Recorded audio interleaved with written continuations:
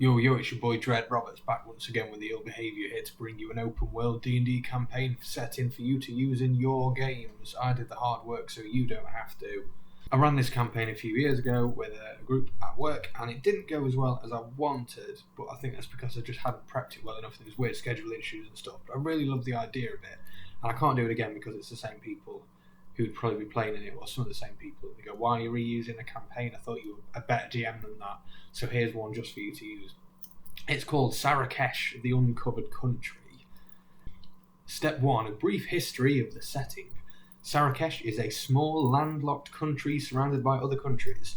For as long as most people have known, Sarakesh has had a magical barrier completely surrounding it.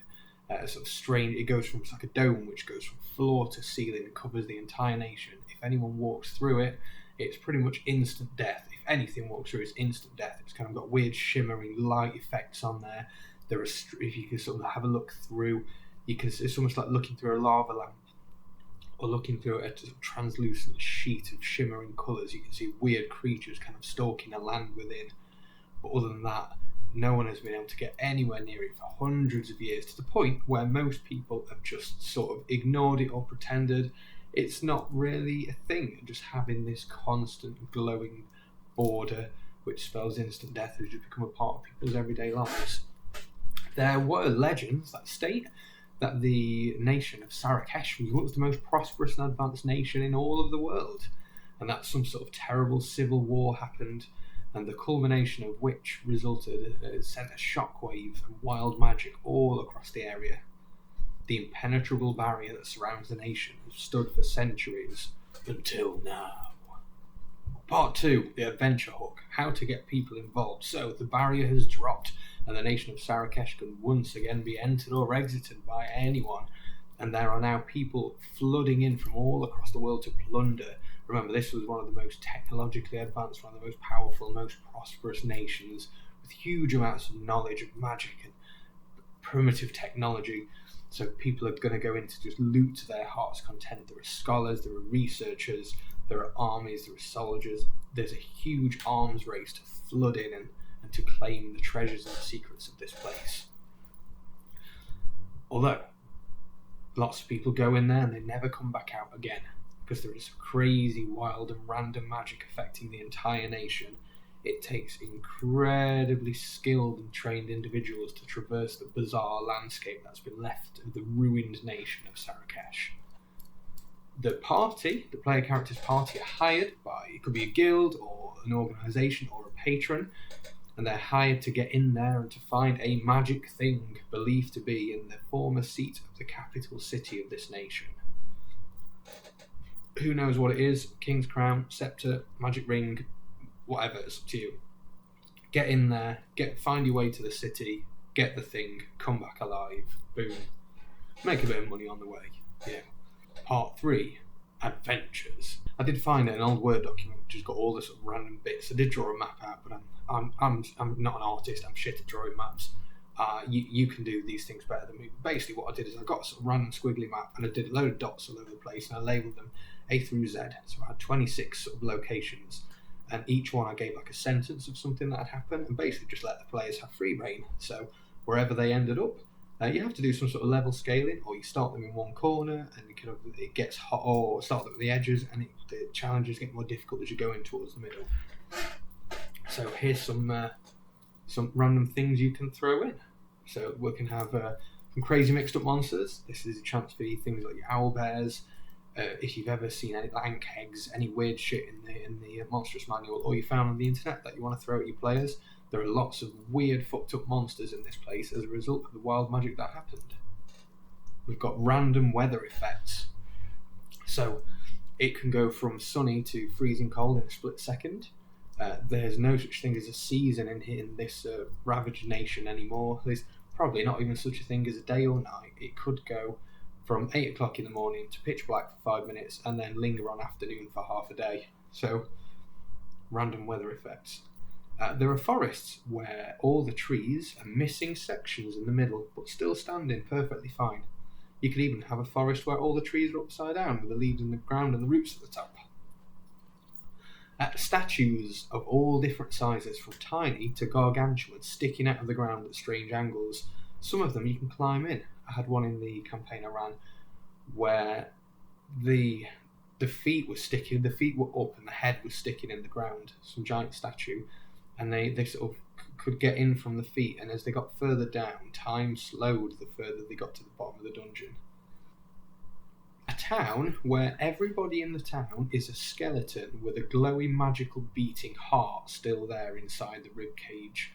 And they're just going about their normal days. They're farming, they're doing their blacksmithing, they are telling each other jokes, and they're drinking. Not a single sound comes out of their skeleton mouths, and the dried up, horrible dregs of whatever it is they're drinking just spills out of the ribs at the bottom. They pay no attention to the party at all, until the party try and investigate what is causing this to happen, and then the town will turn on them at once. A town full of orcs, but all the orcs are identical, and they're all called Grazdak. I had good fun with Grazdak. Grazdak's a cool guy.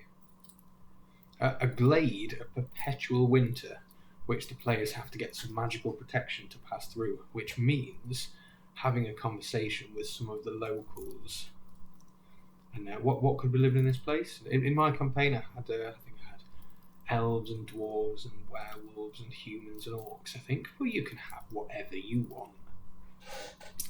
An abandoned, cosy village, which would be a perfect place to stop and make camp.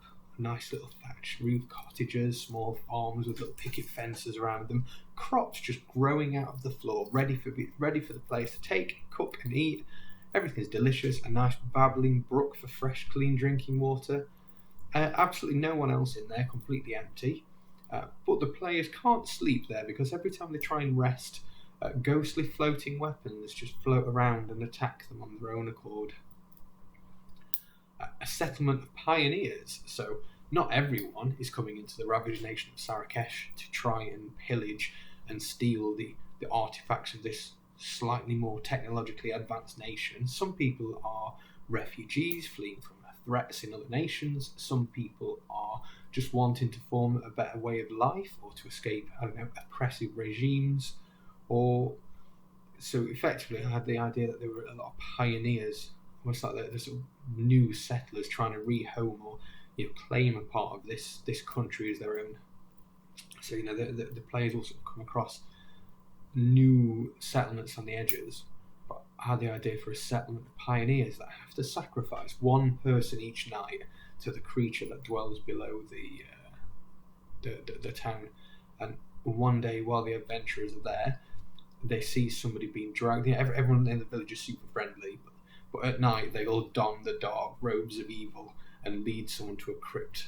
And hopefully the players interrupt it because they realise that a human sacrifice is going to take place, and then the creature below becomes very, very angry. Part 4. Other people in Sarakesh. So a few ideas for stuff you could have. I already mentioned pioneers from a different place. I did say this was a landlocked nation, so if you've got Sarakesh in the middle of your map, you want like a country there and a country there and a country there. Give all those names. You've got people from that country, people from that country, people from that country, all coming in. You've got guilds, you've got research organisations, maybe a university from one of the other countries. You could have a dwarven mining colony that are going into the place to do their mining, but they're travelling on a giant mobile fortress. Various pirates on flying ships, because remember it is landlocked, so they have to either employ the use of or press gang wizards to levitate their boats. Section 5. Now, what actually happened in this place? So this is the spoiler section. If you are a player and you want, not that I'm talking to this audience like any of you are actually going to want to do any of this shit, but if you are a player and you're watching this thinking, I might get my DM to, I might get somebody to run this game, avoid this bit because I'm going to tell you why the country's fucked up. So, many years ago, there was a civil war between the king of Sarakesh and the king, or it could be the queen, or the emperor, or the tsar, or whatever the fuck you want, and the chief librarian. Ultimately, the ideological differences came down to the fact that the librarian the librarian said that in a strange way, the librarian believed that the nation should be ruled by knowledge and not tradition, and the king believes that the nation should be ruled by tradition and not knowledge, that the king or the ruler's children will inherit the throne. But the librarian says we're becoming so prosperous and so powerful that maybe it's time to rule in a different way and become some kind of knowledge-based meritocracy instead, if you want to go into that level of detail. But the librarian learned that the king would call for their execution, king or whatever. So the librarian sent their scholars to place several magical devices all over the different parts of the country, which would draw the latent magical power out of the land itself, hopefully to have enough power to create a master weapon to let them fight back against the king. There's no way that a small bunch of librarians in some university study, while they might be capable wizards, they'd have nowhere near the military might to stop a royal army, so they had to come up with more ingenious ways of defending themselves. But however, the king, as the librarian, was about to do the ritual to draw out all of the magic of the country in order to create some kind of super weapon, the king's forces interrupted them and killed the librarian. The ritual went wrong, it didn't finish, and the resulting surge of wild random magic spread out like a shockwave and destroyed the entire country. So, how does the campaign end? In the end, worth mentioning that on the map of Sarakesh, right in the middle, is I call it the Scar, but you could probably come up with a cooler name than that. There is it's the seat of the former palace. So where all this stuff took place, it's completely ravaged. It's more ruined beyond any of the rest of the places.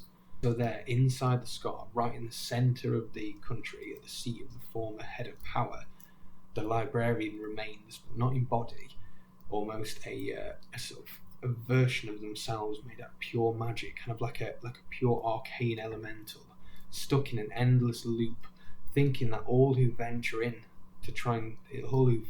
the nation are the old king's guards trying to execute it, not realising that hundreds of years have passed and they were simply just outsiders trying to explore this strange place. When the elemental is stopped, and not just talking some little elemental, this is like 20th level wizard sorcerer, this is a big ass powerful thing, but when it stopped, the resulting surge of wild magic will slowly or dissipate back into the land itself, and the world will return to normal, and then your players can have a pint of beer and maybe a glass of champagne, whatever they're into, pat themselves on the back and congratulate you as a DM for a job well done. So, there you go. There's a little campaign set in. Sarakesh, the Uncovered Country. Is that what I even called it? Yeah, I did call it that. Awesome. I want to put text on the screen to sort of help me as we go. Join me next time. See you later, yeah?